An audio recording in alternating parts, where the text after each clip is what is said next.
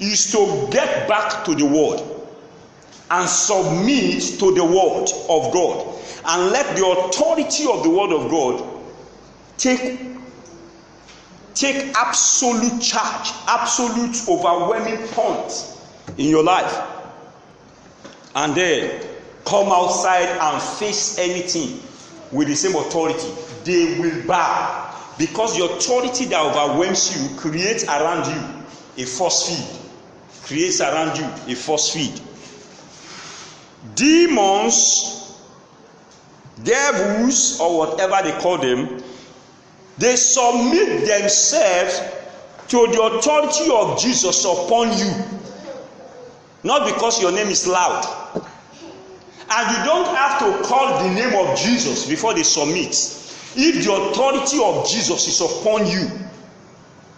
Because when he says in the name of Jesus they shall cast out devil, he actually means in the character of Jesus or in the authority of Jesus. So in the character of Jesus, believers will cast out devils. In the authority of Jesus, believers will cast out devil. So when a person is under that authority, it doesn't matter the content of the word he uses, whether he spoke good English or he didn't speak those English correctly, whether those English are not sharp and sound. At the release of it, oppositions bow, because that person is functioning under authority. Say amen to that. Amen. That is why in 2 Samuel chapter 22, verse 45 to 46, this is what the Bible says. It says, strangers shall submit themselves unto you. This is the way he put it. Strangers shall submit themselves unto me. As soon as they hear, they shall be obedient unto me. Strangers shall fade away, and they shall be afraid out of their close places. As soon as they hear what? As soon as they hear you. Me, that is under the authority of Jesus. And the authority of Jesus is implanted from the word of Jesus. There is no authority outside the word of God. When the word of God gains dominance, when the word of God gains preeminence over a man, what it means is that that man has come under the authority of Jesus. Then that man can use that authority. That person can use that authority. We are sharing understanding spiritual warfare. Only, I like you to note this. I deliberately wrote this down so that I can communicate it out. Only the spiritual controls the celestial, the intellectual, and the physical realm. I said that to say there are 4 realms. 4 realms exist. The first one is the spiritual realm. The second one is the celestial realm. The third one is the intellectual realm. And there is the last one, the physical realm. Now, this is different from kingdoms. I'm not even talking about kingdom now. I'm talking of realms. Even though they can now be applied as kingdom, but does not necessarily mean kingdom. Because in a realm, you could have more than one kingdom. For example, the physical realm here. There are plenty kingdoms exerting forces here. The kingdom of darkness is exerting force here. And yet there is a kingdom of men here. The kingdom of God is also planted in this same physical realm. Even though it's from the realm of the spirit. Now these realms are arranged in hierarchy. The spiritual realm is the realm of God. The spiritual realm is the realm of God. God is a spirit. I'd like you to get it clear today. God is a spirit. He lives in his realm. He created his realm for himself. That realm called the spiritual realm, which is the realm of God, is the realm where God has been living in even before he created angels, before he created the universe, including the heaven and the earth. Before God created anything, he pre-existed in himself. The himself of God is the spiritual realm. I hope my English is sound. The realm of God. God in himself is spiritual realm. I understand that we use it theologically. We say there are demonic forces in spiritual realm. My brothers and sisters, it's not true. There are no demonic forces in spiritual realm. There are only demonic forces in the realm I will explain after now. There are no demonic forces in spiritual realm. Those are theological usage of words that may not really follow. For example, somebody say, give your life to Christ. It sounds like it follows. Yet it doesn't follow. Which life are you giving to Christ? When the Bible says if you don't have the Son of God, you don't have life. So which life are you giving? What you do when you receive eternal life or get born again is you receive the life of God into your own life, into your heart. You receive the life of God into your spirit. And by the remission of your sin and implantation of eternal life, you say you are born again by faith. So God lives in himself. The himself of God is the spiritual realm. Only God existed in that realm until he created man in that realm. Until God, and then before God created man in that realm, he already created angels in another realm. That is why no angel till tomorrow has ever seen God. That is why they were shocked the day Jesus said he is God. Angels were shocked. Is this how God look? Angels heard God's voice, felt his presence, saw his acts, but never saw him. That is why angels were shocked the day God said to Moses, I will cause my glory to pass before you.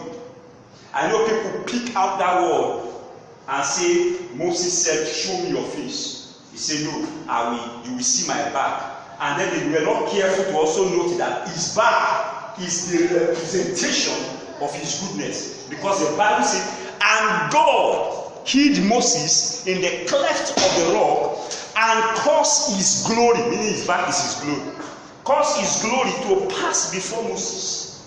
And in that day, Moses saw the glory of God. So God created man, Adam, the first man, Adam, in his realm. John chapter 4:25 says, for God is a spirit. For you read from verse 25, 26, he said, God is a spirit. So God said, let us make man in our spirit, after our likeness.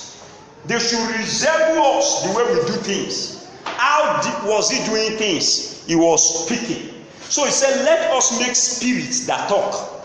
So man is actually a kingdom of talking spirits. A kingdom of spirits that talk. There is no demon that is a spirit. There is no angel that is a spirit. I've said this over and over and over again. When people start studying their scripture, they will find it that is true. I know people will quote, some will quote Hebrews and say the Bible says angels are ministering spirits. The word that was used there is a translator's choice of word into English language. Because the Greek, where it was translated from, did not call it spirit. It called it pneuma. That can mean wind. That can mean superhuman. That can mean breeze. That can mean breath. How do you know the one is referring to in a passage? How do you know what is being referred to in the content? For you to know what is being referred to in the content, you need to check the context of the content. The context is what you know we determine what is being referred to. If the content is with respect to angels, then he's talking about superwoman.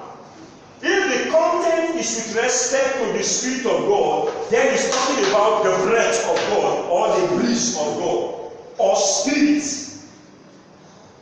If the content is referring to woman, for example, he called him the father of spirit. Definitely he's not saying the father of angels. God is not the father of angels. He's the creator of angels. He never named himself father of angels. There are two things in scripture that God was called father to us. Number one, the father of glory. Number two, the father of spirit. Go and check every other one. God is not God. He is called, at the time he even called himself the husband of Israel. That man is another word, not father. It's all. He called himself the governor among the nations. He called himself whatever name.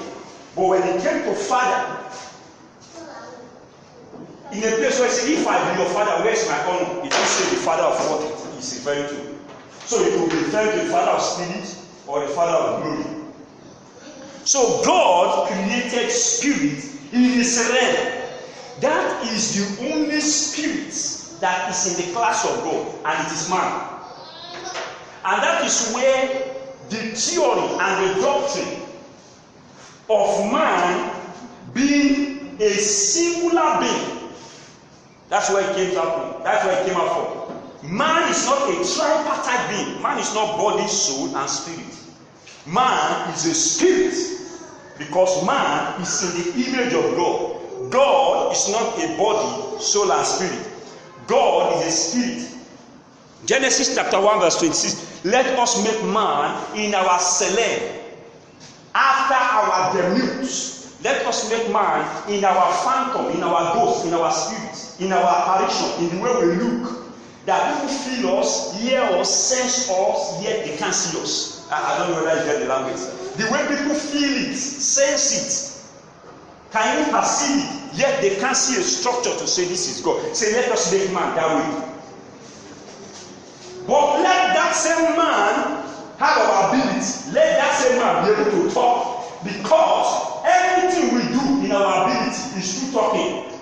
Let there be light, ability, display through talking. Let the water give up dry land. So let the man have ability to create things through talking. So man is the only spirit in the realm of God. But God wanted that man to be on planet Earth. God wanted that man to be on planet Earth. And then on planet Earth, no man, no force has legal right to be on planet Earth that God created without the person being in the intellectual realm. I will get to the intellectual realm. So the first realm is the spiritual realm. I'm teaching understanding spiritual warfare.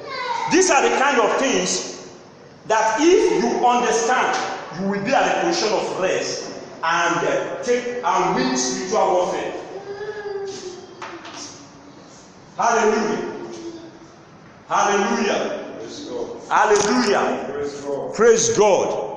Hallelujah. Hallelujah. Glory be to God. Hallelujah. All right. So the first realm is the spiritual realm. The second realm is the celestial realm. Celestial realm is the realm of angelic being.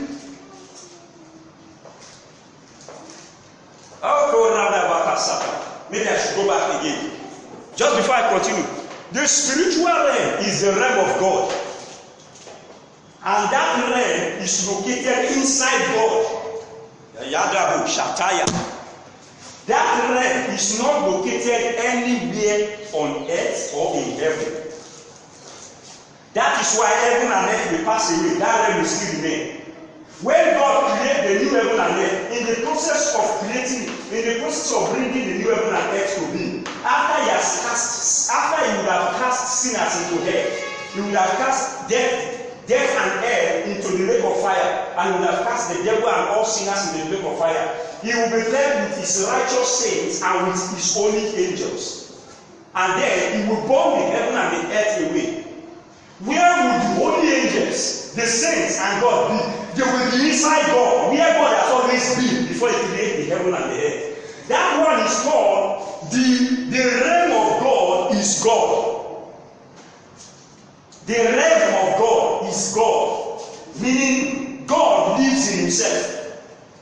That is the mystery behind the cloud. I explained in one of our books where I was explaining. I think that's the rapture. I explained about the mystery of the cloud. All right, the second one I said is celestial.